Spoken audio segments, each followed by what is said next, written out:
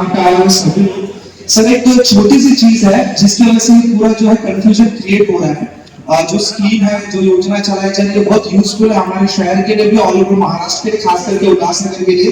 लेकिन तो सबसे पहले यहाँ पे जो मिस्टेक हुई है आप लोग के द्वारा, जो कि ऑर्डर निकाला गया था 7 तारीख को सर्कुलेट हुआ है, लेकिन इसमें जो एसओपी होता है वो अभी तक जो है सर्कुलेट नहीं किया गया है, दिया नहीं गया है।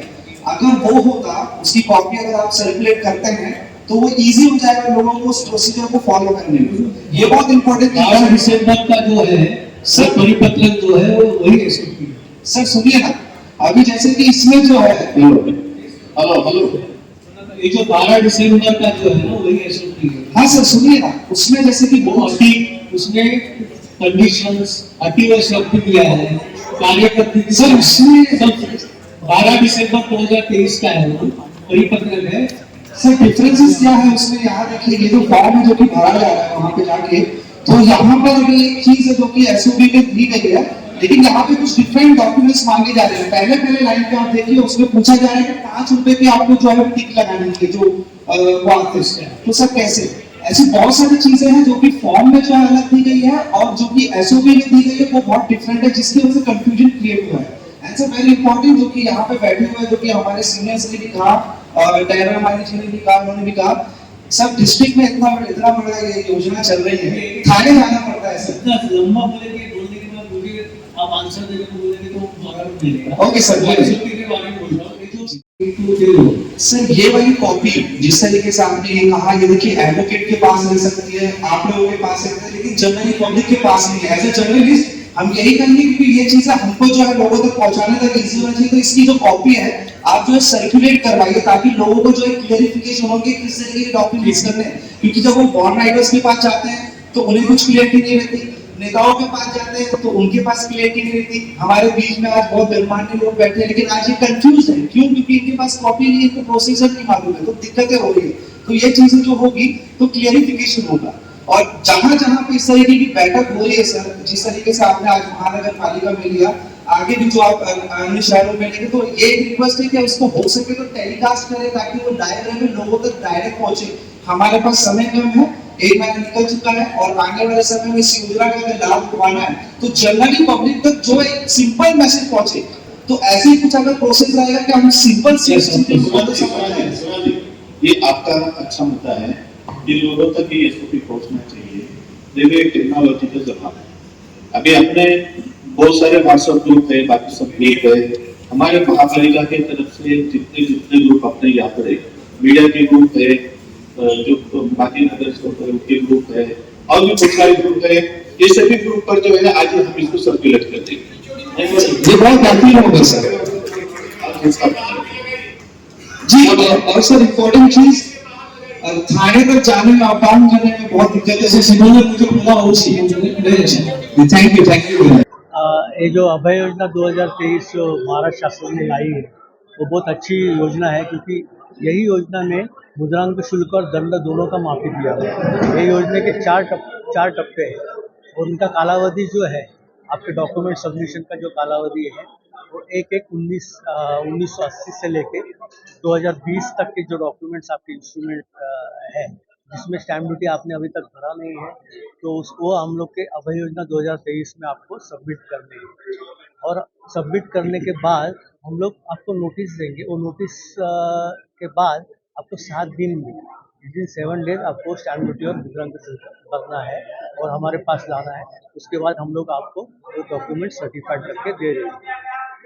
सब लोगों की मांग है कि और जो एसओपी इसके बारे में जो दी है वो 12/12/2023 को महाराष्ट्र शासन ने जो सर्कुलर निकाला है उसमें सब दिया हुआ है। उसमें स्कीम के जो अटी शर्ती है, कंडीशंस है, वो भी, और वो स्कीम कैसी चलेगी वो कार्यपद्धती भी लिखी हुई है। तुम्हाला म्हणजे डॉक्युमेंटेशन त्यावेळी झालेलं आहे, हे प्रूव्ह करण्यासाठी कोणते कोणते कागदपत्र सादर करायचे? जे निष्पादन, तुमचं जे इन्स्ट्रुमेंट निष्पादित झालेलं आहे, तो निष्पादन दिनांक तुम्हाला प्रूव्ह करण्यासाठी, जर समजा तुमच्याकडे चेकबुकने पेमेंट केलं असेल तर बँकेचं स्टेटमेंट किंवा बँकेकडून काही येऊन आणलं की ही जी ते एक स्टेटमेंट लागेल, किंवा मग अजून काही इश्यू आहे तुमच्याकडे, ते फक्त जे इन्स्ट्रुमेंटवर निष्पादन प्रूव्ह होईल असा एखादा प्रूफ द्यायला तुम्हाला आवश्यक आहे. 100% कॅशवरती व्यवहार झालेला असेल तर मग तर तुमच्याकडे एखादं लागू होईल ना, नाही लागू होणार असं नाही. तुम्हाला मग त्याच्यासाठी इलेक्ट्रिसिटी बिल वगैरे काय तुमचं असेल त्यावेळेस तर तुमचं निष्पादन फक्त प्रूव्ह झालं पाहिजे त्या दिवशी, कारण की तुम्हाला त्यावेळेचं मूल्यांकन लागणार आहे आणि त्यावेळेचं स्टॅम्प ड्युटी तुम्हाला त्याच्यावर अप्लिकेबल होईल. सर ठाण्याला हे योजना सुरू झाली पाहिजे Yes. यासाठी कशा प्रकारचे प्रयत्न राहतील? यस, प्रयत्न राहतील, माझे पूर्ण प्रयत्न आमचे राहतील. देखिए, हमें मला पता है महाराष्ट्र मुद्रांक शुल्क अभय योजना 2023 एक शासन की तरफ से जाहिर की गई है और हमारे उल्लासनगर सिटी के लिए सबसे ज़्यादा फायदेमंद है, क्योंकि हमारा जो सिटी है यहाँ पे कैसे प्रॉब्लम है इलीगल कंस्ट्रक्शन के, फिर जो और भी जो धोखाधड़ी इमारत है वगैरह हम सभी को पता है। और ये इस योजना का सबसे ज्यादा लाभ शायद उल्लासनगर में हो सकता है। इसको ख्याल में रखते हुए ये आज का यहाँ पे एक चर्चा सत्र आयोजित किया गया था और इसमें हमारे गवर्नमेंट के डिपार्टमेंट के जॉइंट जो डिस्ट्रिक्ट ऑफिसर जो है वो खुद आए हैं, जामले साहब, उनकी टीम भी यहाँ पर आई है। यहाँ पे बहुत सारी पब्लिक भी आई है और बहुत सारे यहाँ पे तो कुछ कंफ्यूजन्स भी लोगों में था और इसको दूर करने की सर ने पूरी कोशिश की है और बहुत सारे मुद्दे यहाँ पे क्लियर हुए हैं। एक ये था चर्चा सत्र का कि ये जो प्रोसीजर है सिंप्लीफाई होना चाहिए, जैसे ज्यादातर लोगों ने कहा है। और लोगों के मन में ये भी शंका थी कि शायद पूरे डॉक्यूमेंट हमको देना पड़ेगी क्या, तो उसके बारे में भी उसके बताया गया है कि जो आपका एग्जीक्यूशन जो प्रूव होता है वो प्रूव करने के लिए जो मिनिमम डॉक्यूमेंट है उसकी जरूरत है, सभी डॉक्यूमेंट की जरूरत नहीं है। उसके अलावा एसओपी के बारे में इसका जो प्रोसीजर होना चाहिए उसके बारे में भी यहाँ पे जानकारी दी गई है। और कारपोरेशन की तरफ से ये जो एसओपी जो सरकार की तरफ से आई है, हम उल्लासनगर कारपोरेशन आज ही अपने सिटी में जो कुछ व्हाट्सएप ग्रुप है, जैसे मीडिया के ग्रुप है, फिर पॉलिटिशियंस के ग्रुप है, एक्स नगर सेवकों के ग्रुप है, बहुत सारे ग्रुप है, ये सभी ग्रुप पर जो है ये एसओपी आज ही डालेगी। एक मांग डिपार्टमेंट का ये भी किया गया है कि अपने उल्लासनगर में उसका अगर 2-3 ऑफिसर यहाँ पे बिठाए जाते हैं तो उल्लासनगर के लोगों के लिए ज्यादा फायदेमंद रहेगा। उसके बारे में भी जामले साहब ने काफी पॉजिटिवली उस पर निर्णय लिया है। उनको उनके जो डिपार्टमेंट्स है, उनके जो हायर ऑफिसर्स हैं, उनसे बात करके उस दिशा में भी वो डेफिनेटली वैसा कदम उठाएंगे, ऐसा हम अपेक्षा रख रहे हैं। इन ऑल आज बहुत देर तक काफी डिस्कशन हुआ, जो कुछ मन में शंकाएं कुशंकाएं थी उसका यहाँ पे निराकरण करने की कोशिश की गई है।